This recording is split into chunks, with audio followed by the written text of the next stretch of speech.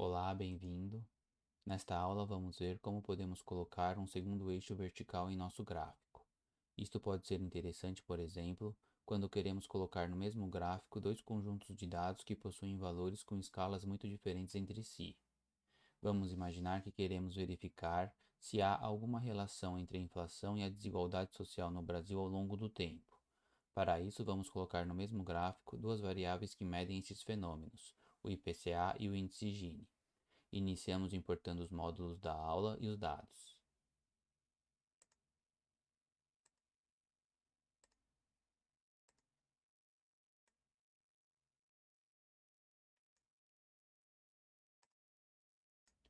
O índice de Gini, como disponibilizado pelo Banco Mundial, pode variar em tese de 0 a 100. Quanto maior o indicador, mais desigual é a sociedade.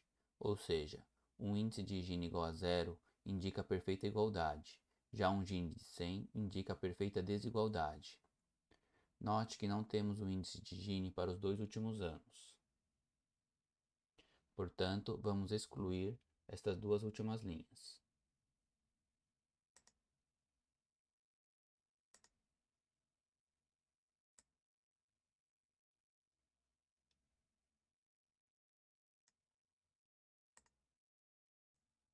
Temos 35 dados para a coluna Gini e 39 para o IPCA, o que indica que ainda temos 4 dados faltantes para o índice de Gini.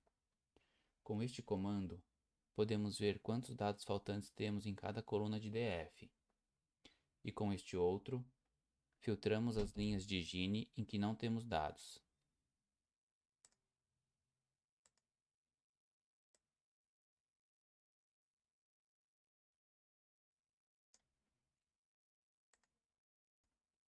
Com o método Interpolate, vamos preencher os dados faltantes do índice de Gini com a média entre o valor do Gini do ano anterior e do ano posterior ao ano em que não há dados.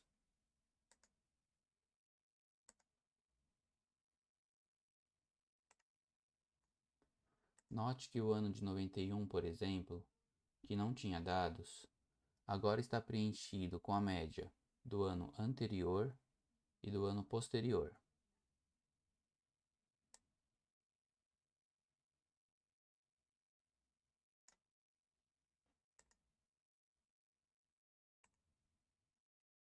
Agora temos 39 dados para as duas colunas.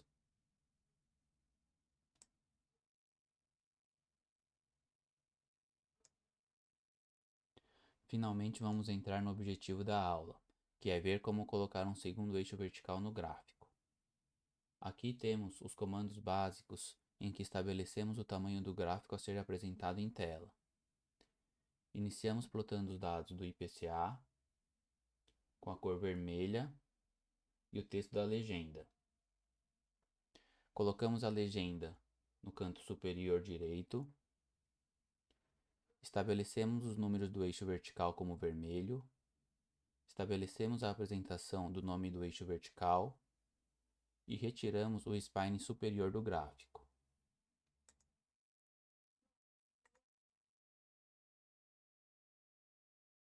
Assim, temos o gráfico do IPCA ao longo deste período. Para acrescentar um novo eixo vertical, utilizamos a função twinX.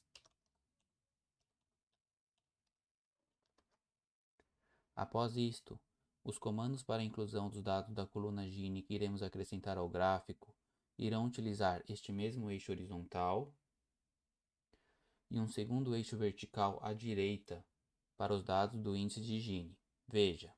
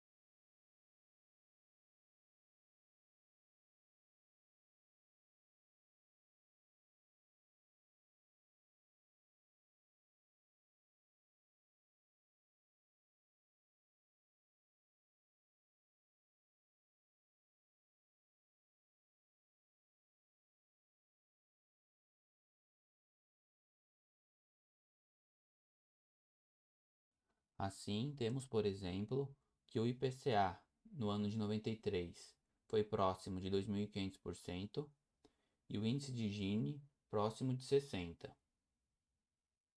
Podemos formatar o gráfico para melhorar um pouco a visualização. Veja,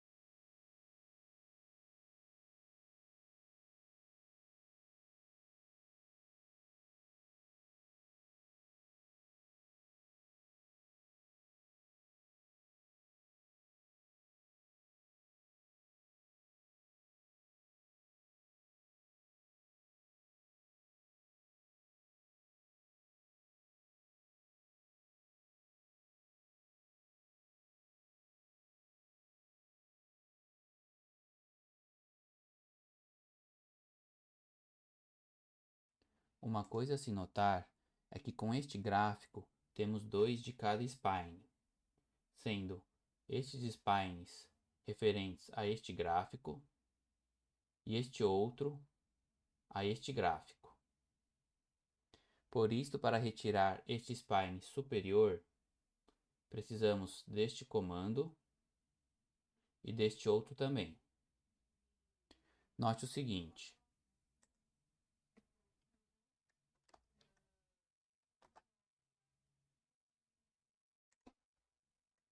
ainda que tenhamos este comando de retirar o spine superior, ele ainda continua aparecendo, pois se trata do spine superior deste outro gráfico.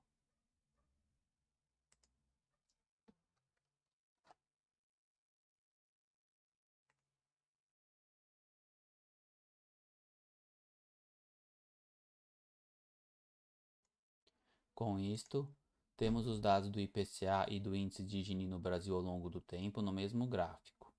Localizamos o valor do IPCA de cada ano no eixo vertical esquerdo e o valor do índice de Gini de cada ano no eixo vertical direito.